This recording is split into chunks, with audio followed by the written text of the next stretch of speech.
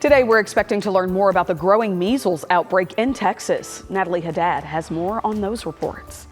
We are expecting an update from health officials later today, but as it stands, this is the worst measles outbreak in decades, and Texas is getting harder hit than others, with new alerts now issued in cities just to our south. State health officials say someone who lives in West Texas tested positive for the virus and traveled to Texas State University on Valentine's Day. That's in San Marcos. That same person also visited the University of Texas at San Antonio, the Riverwalk nearby, and the Buc-ee's in New Braunfels the following Saturday and Sunday. But where cases were first recorded in Texas is Gaines County near Lubbock. That was about 3 weeks ago. At last update, there are about 90 measles cases across 7 Texas counties. 85 of these cases do not have the measles vaccines, or their vaccination status is unknown. Now, the virus can live airborne for 2 hours. This virus can lead to serious complications for children and anyone with a weakened immune system. The measles, mumps, rubella vaccine is one option for immunity. The National Institute of Health also suggests taking vitamin A.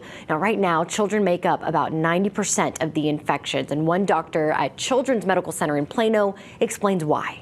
That's the age group where most hospitalizations and complications have been described.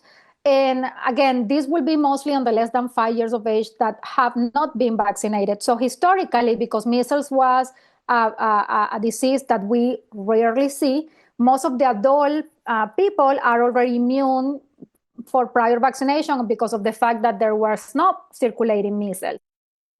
Again, we are expecting an update from state health officials on these cases later today. Meanwhile, there are several things you can look out for if you begin to feel sick. I'll leave that up to you in studio. If you even suspect you may have the measles, stay home and isolate yourself. You want to call your doctor before you show up to get tested, just so they can prepare. Here's why. Symptoms don't show up until a week, sometimes 2 weeks after exposure.